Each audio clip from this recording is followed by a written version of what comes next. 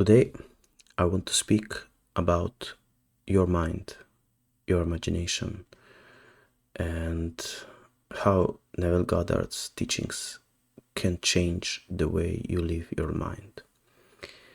And essentially, your mind is God's throne. So, your mind is where God is. He's not found outside.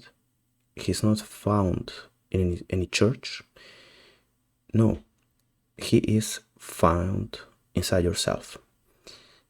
And if your mind is God's throne, then, in my opinion, you should be careful what you let in, how you move inside your mind, inside your imagination. So when you use all these outside things, like all the ideologies, like the isms, all the idols that you create from all the nonsense that the world throws at you, and we also create false gods, and these false gods limit us. It's about how you interpret them that matters. And all the fears, all the feeling of inequality or comparing yourself to others, using all the reasons and using our reason to destroy our imagination, what we create in our beautiful imagination. And so when this happens, you essentially, instead of empowering your throne where you can sit, you are limiting yourself. And if you feel that way, if you feel that this is happening to you, and I feel that every one of us, or most of us, feel that way, because we have been essentially conditioned this way. And so I think that it is in our power, and in a way a beautiful duty, to get rid of those things that do not serve us. For example, when I've been studying cognitive behavioral therapy, I have learned how to change beliefs, and how beliefs are really limiting. But on the other hand, every belief has some good things in it. No, we rarely hold a belief that is just bad. It's very rare. Even though, for example, even if you feel like a victim and it is an ugly feeling to have, you still get something. Maybe you get sympathy from other people, etc. So here the idea in Neville is to just go inside your imagination, and inside this place you have the power. You have all the power, but we usually don't use this power. We use this power to frighten ourselves. We use this power to limit ourselves. We use this power to question ourselves. We put limits on ourselves. We say that we can do that, I can do that, it can't be that easy. And I have felt that in my life. I have felt that whenever I got on a good path in my life, then something bad happened. And I've noticed that before that, I always said, it can't be that easy, you have to work hard, you have to toil to get something from life.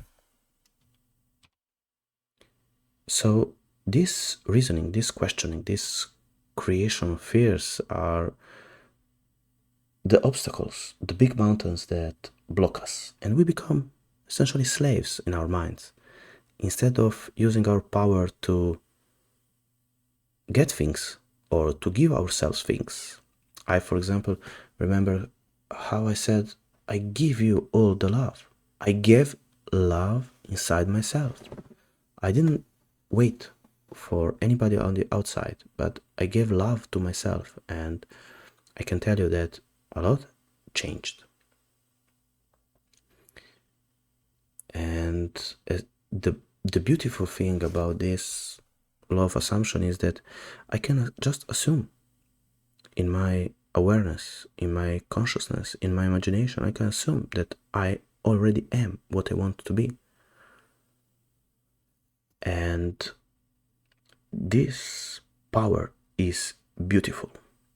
And when you first feel this power inside yourself, I remember that I felt a bit of fear, I said, can it really be that easy, that simple? Because Neville's teachings are very simple, very easy in a way. Of course, you have to practice, but the process of getting rid of all the things that you don't want to have in your life anymore, I feel it's much more present in these situations. So here inside yourself, you have all the power to change the way you are, to change how you feel, to change how you perceive your reality, to change the way other people perceive you. I remember Neville saying that he froze people and he let them see himself the way he saw himself. So it was like easy, without force. So you can, in this throne of yours, in your mind, in your imagination, you can let go of things. You can let go of limiting beliefs, but you cannot leave an empty room. You have to change the belief with something else. So instead of saying, I have to work hard and toil for example, wealth, you can say, there are millions and millions of people who get wealth essentially for just living. So why can't I be one of them? You can, and then this is the time that you will hear your limiting belief. You will say, yes, but I, and then you will hear, I'm not good enough, I'm not lucky enough, etc., etc., etc. So you are the one that gives all the meaning, and you are the one that defines the I. It is liberating because inside yourself there is nothing to fear. You have all the power. You are the one in control. And you can just yield to it. You can lay back in your imagination and let things happen. You don't need to force anything. You can ask yourself, how would it feel if it were already a fact? And it is a fact in your imagination. And in your imagination, you cannot lose anything. Everything is given. You can give it to yourself. It says that it is the pleasure of your Father to give you things. And it's beautiful. Why wouldn't he, she give it to you? Why? Because he, she loves you. And this is beautiful. This is empowering.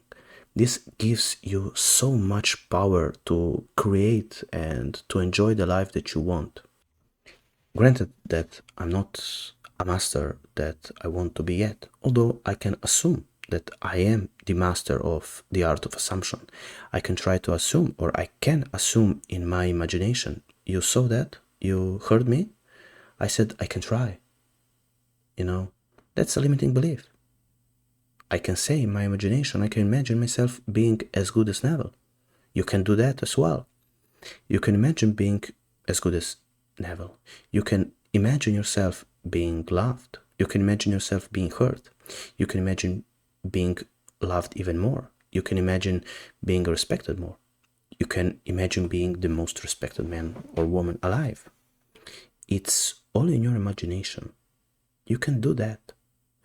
And here you could hear how I have limiting beliefs and how I'm working on them. And here you don't need to judge anyone. You don't need to judge yourself. You don't need to judge anyone, because it is the way you want to be. And here you don't need to earn it. You don't need to deserve it, because deserving doesn't matter. It's a human cultural concept to deserve something, It will be given to you. You will do what you have to do in the 3D world, but you will never do that in a logical way. You could never devise the means, and I have really truly yielded to that. So move. The only movement, the feeling of internal movement is the most beautiful movement in my experience, and how I'm feeling now live. It's about using this power of imagination, and it's always inside yourself. It's never outside. And whenever I go outside, and for example, when I compare myself to others, for example, I see other people having the car that I would like to have. And when I see that, if I say, oh, how I would like to have that, you will feel pain, because you feel like you don't have. But if you say, I have that, you will feel much more different. You can say, I have that in my imagination, and imagination is the true and real reality, and it will crystallize itself. There is no other way.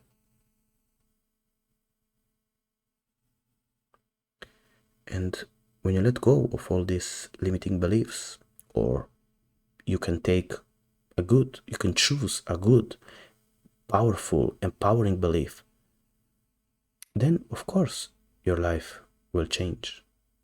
It will change from the inside outside, and it will change in a psychological way, and it will change in a mystical way. You will experience mystical experiences. And so your old self, you can let go of the old self. You don't need that anymore. It has served you in the past, but now you don't need that. So, and on this way, do not force yourself to do anything. Neville says you don't need to do anything. You will be led to do things. You will be led to do the thing that you want to do. So go in the end. Live in the end. Be in the end. Do not wait. Do that now, and see how your life changes.